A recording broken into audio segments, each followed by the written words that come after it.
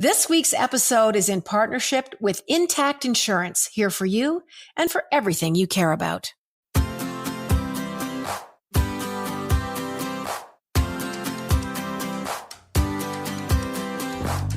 Welcome, everyone, to the Jann Arden Show, episode 122 of season 1. Season 1. I'm with Caitlin Green, Adam Karsh. Oh, there's some exciting history, archaeological news that just came out yesterday. And I was so shocked about this, you guys. It's the Shackleton ship. And everyone knows about, Ernest Shackleton. Well, they got caught in the ice.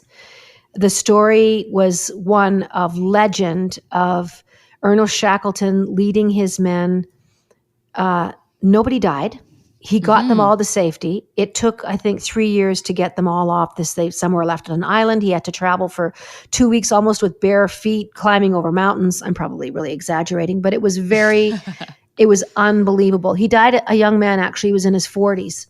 But Ernest Shackleton, so more than the Endurance. The Endurance. More than a century after the Endurance sank off the coast of Antarctica, a polar explorer that, the HMS Endurance was located. And it is in 3,008 meters of water, so 1.9 miles down. Oh my gosh. That's a long, when you think about, my road's a mile long, my Jann's road. So when I think about basically two of those and going down, it is unbelievably well preserved. Because it's so cold, I read that microorganisms weren't able to really survive in the cold depths of the Weddell Sea, which is, I believe, where it's located. And so it's really intact. I mean, it's doing great. This is like a cryogenically frozen. It's like the Encino Man of boats. Yeah. Well, it's one of the finest wooden shipwrecks I have ever seen. This is the fellow that, came across it. I mean, they have so much amazing technology now to send little units down there with the cameras. It's upright.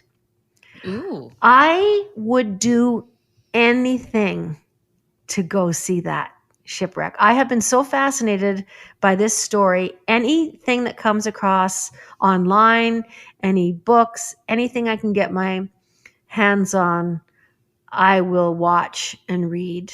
It just, I just think to go, they're going to really study it. And I think they're going to leave it where it's lying. I mean, that's what my understanding is so far, that it's just going to be there. But just imagine departing 1914, all those guys had no idea what they were in for. And here we are all these years later. Okay, so there was a ship museum. It's an entire museum in Stockholm dedicated to one ship that was wrecked. It was a massive battleship, a 17th century battleship that capsized and sank in Stockholm in 1628. And many, many years later, it was salvaged and brought above, and they built an entire museum literally around the ship because it's so big. This is full on Pirates of the Caribbean level. Whoa. It's called the Vasa Museum, VASA. It is one of the most spectacular things I've ever seen in real life. Is it? It is so cool. I'm so jealous. I'm not, I read about history in passing and stuff as it pertains to, current events, especially if something's happening and there's a tie-in to the past. And of course I studied it in school, but when I travel, I don't tend to hit up like this. This wouldn't have been my first choice of a place to go, but my husband was so excited about this, and he loves anything to do with like war history. And so because Kyle, this was a battleship, I love you, and I will go anywhere you want to go. Well, now I will. I'm like, oh, maybe you're onto something here, because this was so cool. This was one of the highlights of our trip to Stockholm, and it's a shipwreck is just so cool. What did you see? Tell me a little bit. Was there personal effects? Had they gathered? Yes, obviously, they would have been okay. Like what? So the museum has anything from, like leather-bound items to weapons to cannons that were on the ship, the masts. I mean, if you look up this, like the whole ship, I'm going to as soon as we're done. The whole ship is still intact.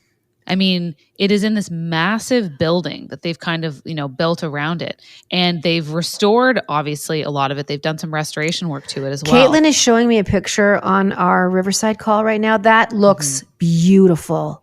It really is. It's And again, huge.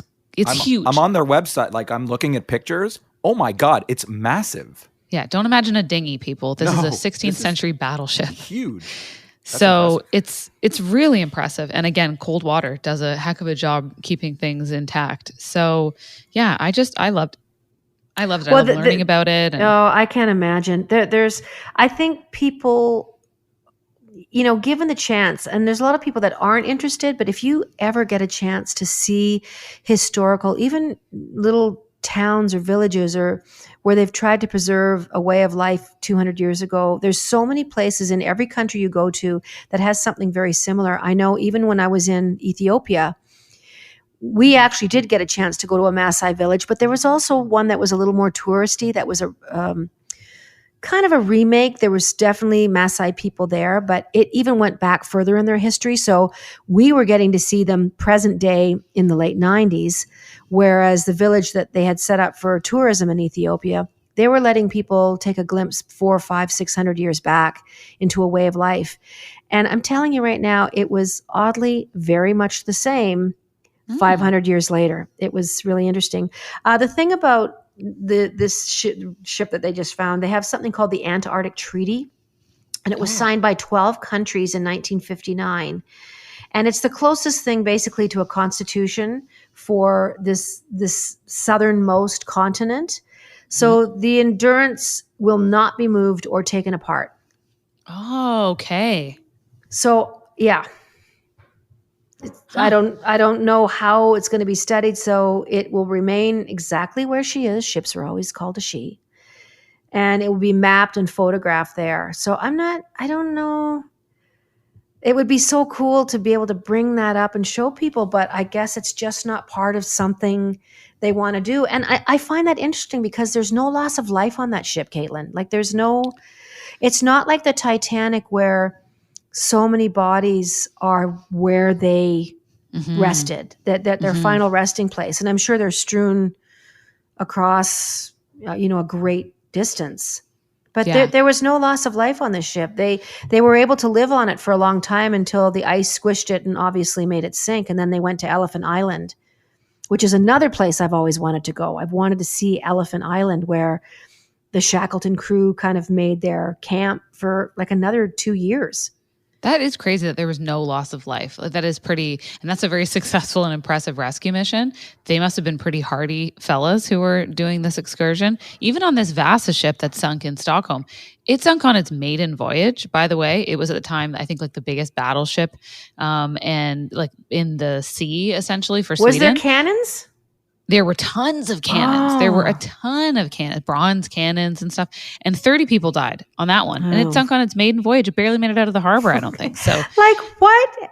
You just think of the work that went into that. They get out there in their own harbor just when you think your day can't get any worse.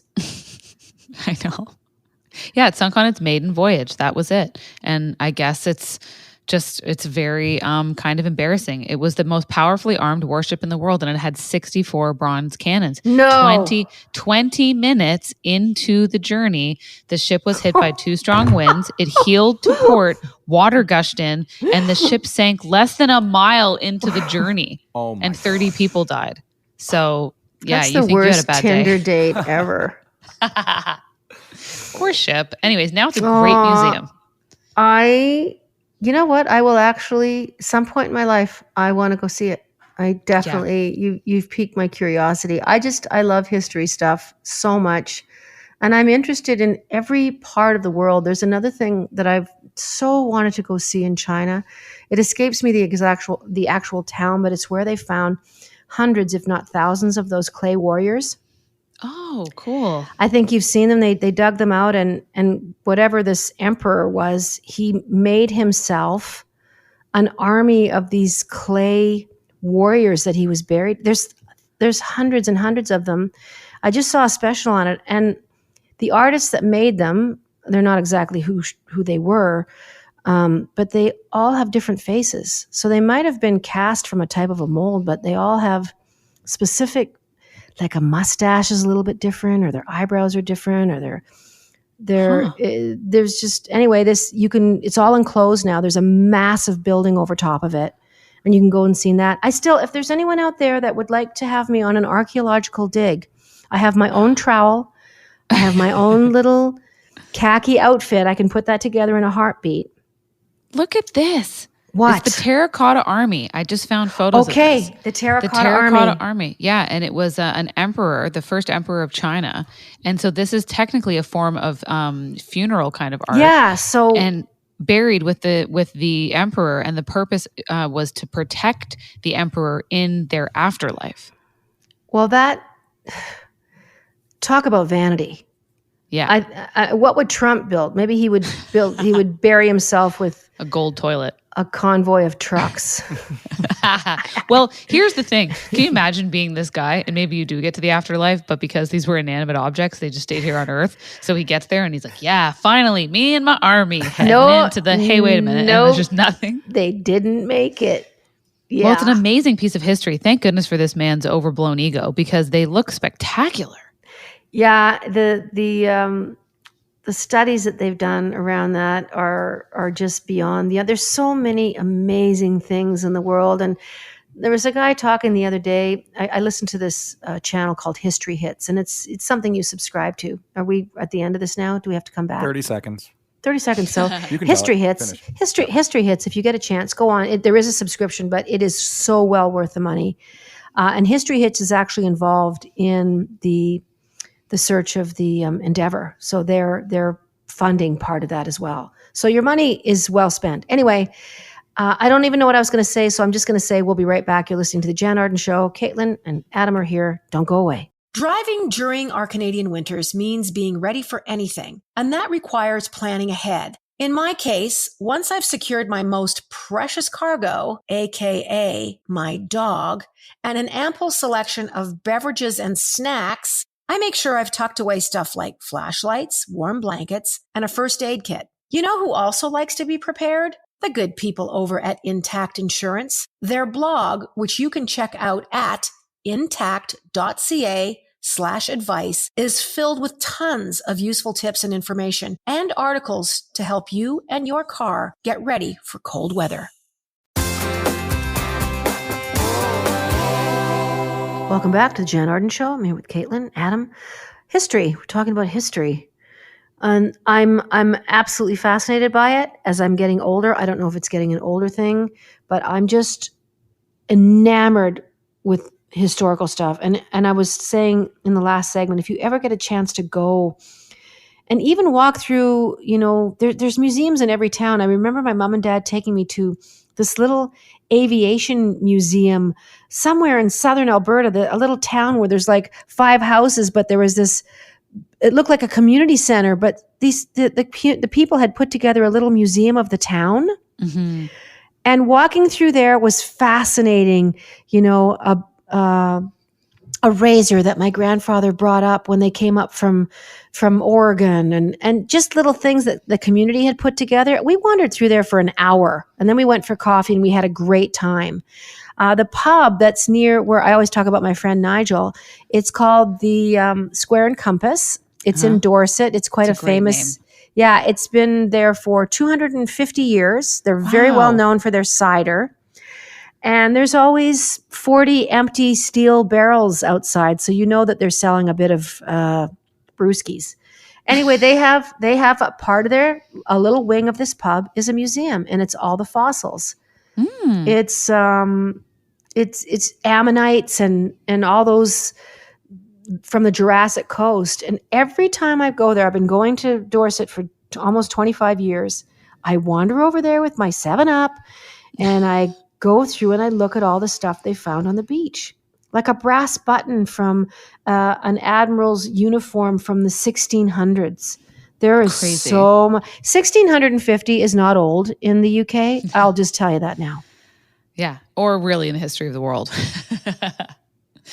Yeah, I feel like I'm always so focused on, because of my job, on current events, that it Yeah. takes a current event that has some sort of a context or a connection to a past event, that's what it takes almost for me to go back and study it. I mean, back in the day when you were in school, you had the luxury of doing that all the time, and now, like, with everything that's been going on with Ukraine and Russia, I feel like Mm. it's the first time I've really gone back recently, and even to just like the 80s and 90s, like the Cold War and what was happening here in Toronto. And I saw there was this historical picture of the Russian-made Lada vehicles being Not denied Gary. Yeah. service Yeah. at gas pumps. Yeah. So it does usually take a current event to make me go, oh yeah. But I always like learning about it. It's always cool. I'd love to see all the wonders of the world, because I saw Machu Picchu, and that was damn near the most mind exploding thing I've ever seen in my life. What an extraordinary adventure that would be. I've had a few friends. Yeah, I loved hearing you talk about that, and how intrepid people are to build a home for themselves literally on the top of a mountain, and doing Yeah. all that terracing to grow their food and figure out how to get water up there, and to keep Like, themselves safe. It was always to keep yourself from being attacked. yeah, and also like irrigation systems for farming, and like using gold or, metals that would be hard to create an infection around, right? In Yeah. surgeries that they had, or you see like these metal plates that were found in warrior skulls, because they'd obviously Jeez. performed surgery on them to keep them alive, and they knew this wasn't going to create infection. It was clean, it would be accepted by the body. And they showed us their sundials, and they showed us these massive reflecting pools that they used to look at the movement of the sun and the stars. And so it's this kind of, Zaya Tong, who's a friend of the show and has been on with us Yes. before, but it's like Fascinating. you live in your little bubble of now, and then you go back and you think these are such amazing civilizations, like really advanced people. And it's so cool. I want to see all the wonders. I want to see the Great Wall. I have so Me much too. left to do. Me too. And you will. I mean, it is the thought of somebody wanting to cause the kind of pain, terror. I mean, I don't understand the human brain that's capable of such goodness and such wonder, and building, whether it's terracotta soldiers or Machu Picchu, and you have a guy. And I know there's a lot of people that are involved. I know it's not just him, but Putin is the head guy. I guess I've lied in bed so many nights this last couple of weeks, just thinking about what happens to a human brain that allows someone to think that any kind of death or injury caused to hundreds of thousands of animals, human beings. I mean, the maternity ward thing.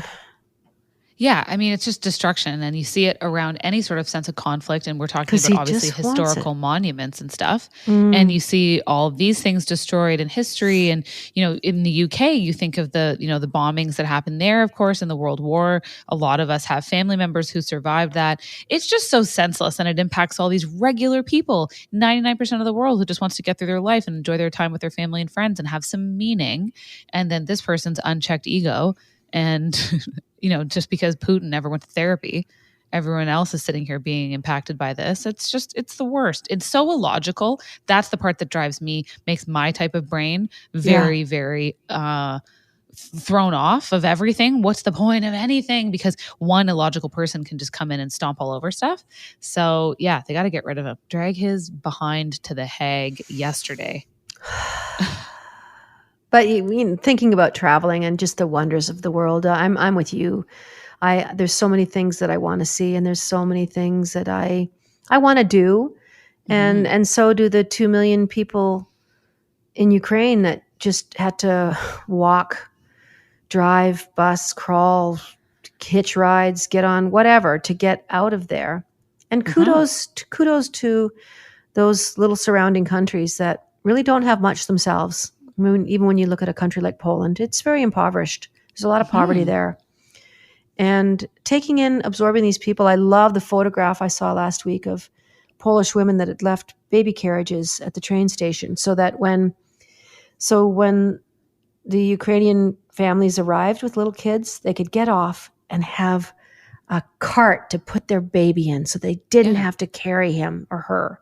Yep. Things like that, not that it makes the terrible part go away, but it brings balance back into my mind. And I think we've all been struggling with trying to find the good, and we are seeing good in an extraordinary way.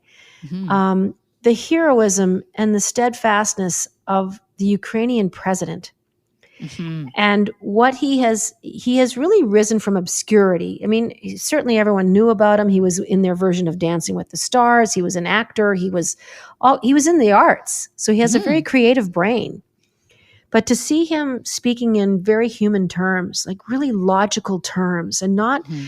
you know, trying to dazzle the world with some kind of economic talk. He's really talking about life and death, and that we're not Yeah. going to give up. And I think it's a story that runs through the human story is one of trying to find good Yeah. and to beat evil down. And I do believe that good will prevail. And Mhm. I think good things will come out of this. And it is very inspiring, terrifying, horrifying, but there's inspiring things that I am trying to find that balance of those Yeah, I kinds think of people stories. you need it. You need balance in life because it can feel really unbalanced right now. And it's important to, it's not that you're dismissing or discounting bad things that happen. It's that you're trying to keep them in like an appropriate context. I also don't think that there's any benefit to anyone from burning out because it means that you disengage from a topic that needs everyone's attention and for everyone to keep caring about it because it's not going to be over for a while. So it maintains your engagement, which I actually think is really helpful. So, that's why you can care about lots of things at once. Yes. You can enjoy Below Deck and then re-engage when you feel energized again. I'm speaking obviously about myself, but and then you can kind of check back in and go, and yeah, I am going to read about the Ukraine situation that's going on, and I am going to go to the march that I went to here in Toronto, and I am going to try to donate to an organization or organize friends to fundraise and stuff. So it can be everything at once because that's the crazy thing about life is like it is just everything at once all the time. I forgot.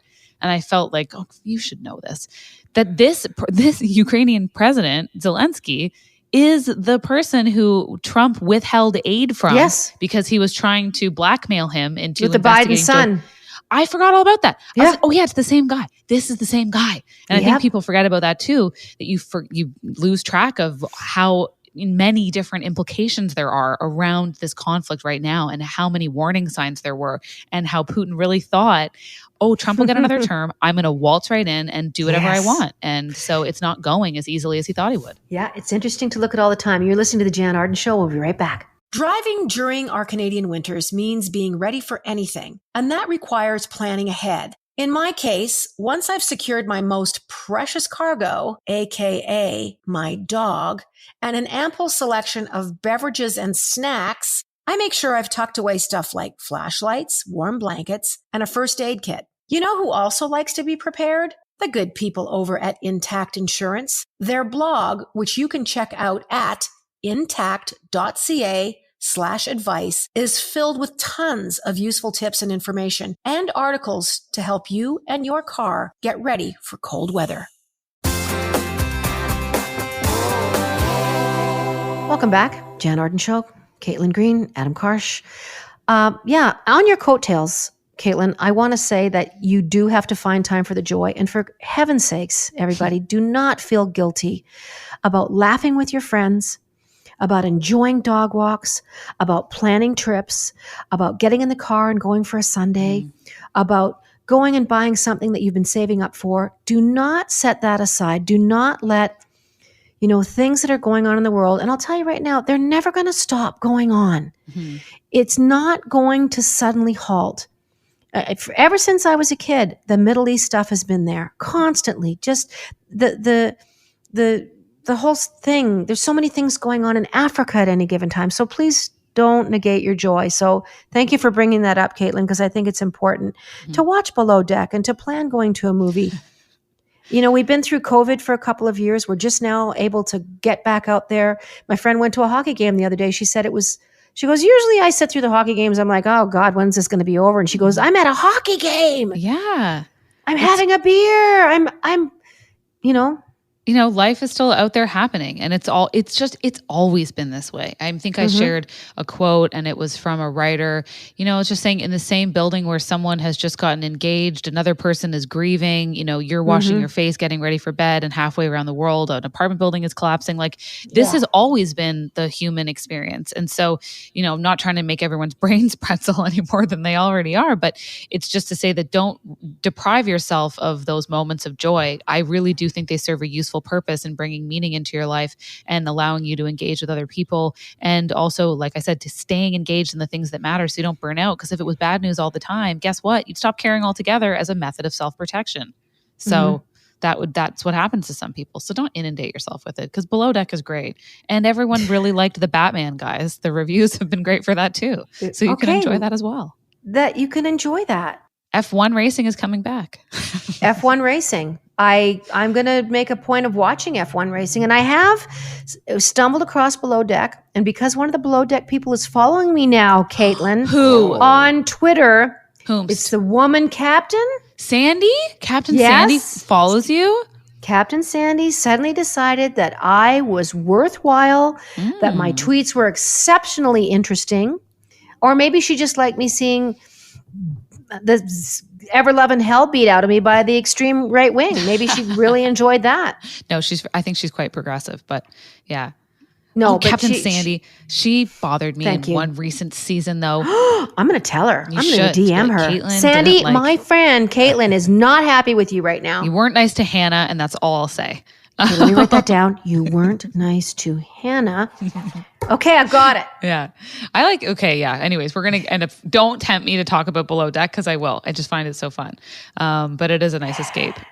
Is anybody watching Love is Blind season 2? Love it. Finished it, binged it. I'm obsessed with that show, and I am a few brain cells short for having watched it.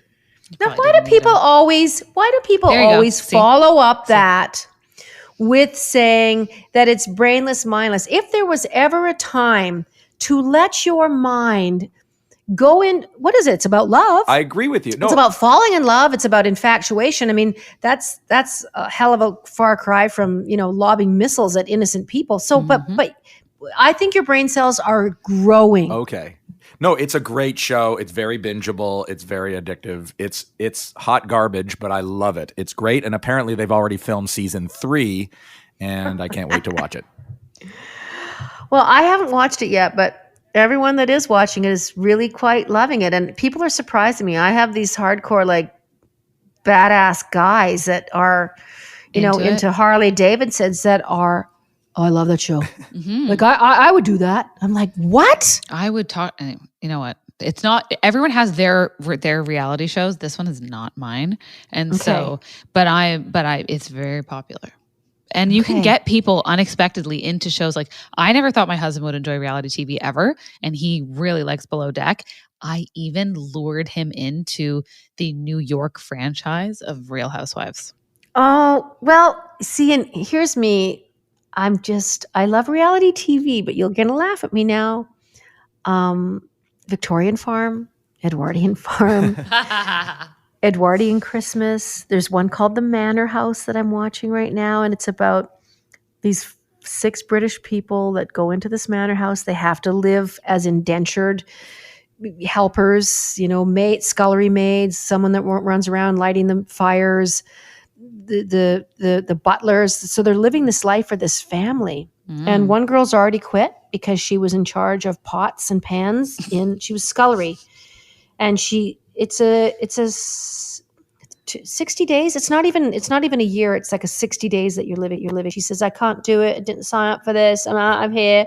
I'm not sleeping. I can't eat nothing. I can't eat this food. There's nothing to put on my hair for conditioner. I can't do it. There's nothing here. So I was really sad to see her go, because she was really interesting, and she was trying to figure out how to make makeup out of stuff. She goes, I'm not used to not having my mascara on my makeup. I just don't want to be seen like this. And they don't have nothing like that. Like in 1814, they got nothing like that for me. I am just riveted. So that's my idea of Below Deck, Caitlin. So I was just going to say, though, you would like Below Deck because it encompasses a modern day version of the upstairs, downstairs dynamic that you've just outlined. So I do think there is something in it The guests can be so entertaining, so likable, and then so dislikable sometimes. I mean, I just never thought I would like this show, and I adore it. Below Deck, if you suddenly find your franchise taking off in different parts of Canada, please just contact us. We're willing to work with you on promoting your brand. And we would also be very willing to go on one of your ships and promoting it on the show. We would bring our own socks, our own toiletries. So anyways, I'm not going to ask you to we're gonna steam get a all call. my gowns. No, we're gonna get a call. I know we will. I'm gonna Captain Sandy, if you're hearing me, I'm going to tweet you later. Okay. I'm going to hit up your DMs. I don't want to go on the sailboat either. They have a sailing edition. I don't think the boat's as good. Just me. Although the captain is Canadian, Captain Glenn on the sailing yacht is Canadian. So I do like that part of it. My friend sent her son. He was really, really troubled at 16 years old. This is years ago. He's doing so great now. He's got 2 beautiful kids, married, works in a telecom thing. He went on Below Deck. But similar, Caitlin, she sent him, she borrowed money from her parents. She got an early inheritance, not kidding you, because it was like 60 grand. And this would have been in 2002. Yeah. And she sent her son for a year on a ship with other troubled teens. They went to the Galapagos. They went and they had to just live on the ship and do the rigging and make food. And anyway, it was a life changer for him. He didn't make it. He didn't make it the whole way. Okay.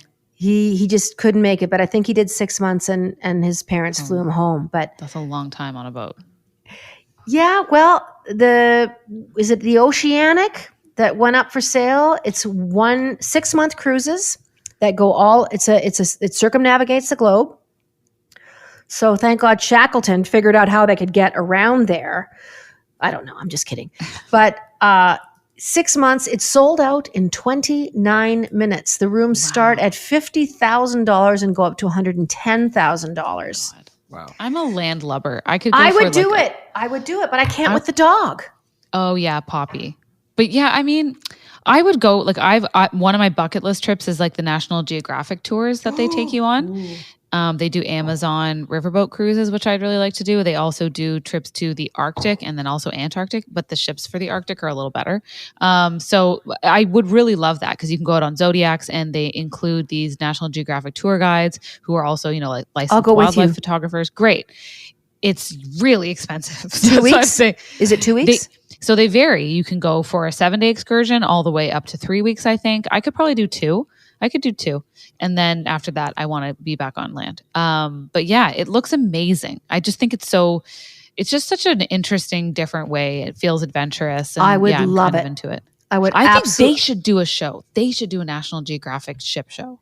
I would absolutely love that. I would go. I'm about to embark on a cruise on April the 22nd, God willing, and the creek don't rise. Chris and I and our half of our band, we're keeping it smaller, are going on 2 scenic cruises. Oh. So on April 22nd, we fly into Basel, Switzerland. We start there. And after this, I'm going to tell you a little bit more. Welcome back to the Jann Arden Show. Jann Arden here, Caitlin Green, Adam Karsh. Yes, I'm Scenic Cruises. Scenic is a world-class river cruising company. I'm going to say they'll be between 90 and 110 guests. And we go into Basel. We have a day off. And then we're off to Strasbourg, Baden, Heidelberg, Koblenz, Cologne. And then I'm on a different cruise the following week because I'm doing 2 weeks of them. And I sing on the cruise. I meet everybody. Everybody gets a book. We hang out. We do the excursions. And then Amsterdam, Nuremberg, Rogesburg, Passau, Melk, Vienna, Budapest is still up in the air. We may be rerouting a bit because Budapest is in Hungary. And we're just not sure. I mean, they're being super safe, but like we were talking about earlier, embracing that joy. I've had so many meetings with everybody going, listen, I'm going. I want to go. We should go. And I'm really looking forward to it. So if you guys are in any of those places, please come and knock on my cabin door. But yeah, I'm super stoked to go see everything. That's a And nice way to see a lot of different places too. it is amazing. And Yeah. we're talking about traveling and traveling on water. It really is remarkable to sit in your room with your feet up and have a glass of anything and look out at the picturesque views. And it is. I mean, Europe has done a great job of how they've set up their lives over there. It is something else to see. Castle. Oh, another castle. 300 yards later. Oh, another castle. Oh, there's some kind of old wall. There's a hill filled with, dotted with sheep. Like I would highly recommend it. I've done 3 of them now. And yeah, it's a little bit of money, but worth every penny. And there's no children on this cruise. Have you been to Japan? Nope. Want to go so badly. Me Okay. too. Okay. So that'll be also on our list of bucket list trips. I was supposed to go for my birthday before COVID. Oh, okay. So we got locked down in March. And that March, later on in March, Chris and I were going to go because we had 2 Air Canada flights that we had to use. I don't even know if they exist anymore. Probably not. But we had 2 business class tickets from some job that I had done. I bought the Japanese handbook, phrases, things to do. We had planned, obviously, March, April around the cherry blossom That's when I want to go. explosion that you Yeah. can take the train up to the northern part of Japan and see. We wanted to see Sapporo. the island filled with bunnies. I wanted to go to Bunny Island, wherever that is. We had plans. Japan is number 1 on my list. I have a very long list though, but I love their food.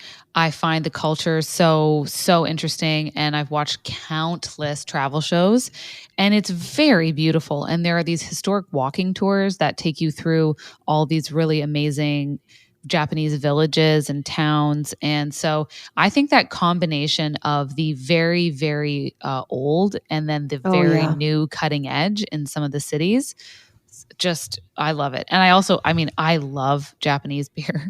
I love Now, Japanese if that food. not a reason to travel somewhere, I don't know what is. I've traveled for less. Hey, listen, I was in Germany for Oktoberfest once, and once is all you need, folks.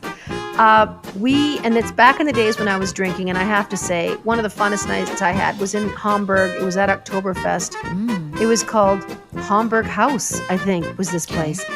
We all ordered pretzels that were literally the size of my chest. And I say that with love in my heart.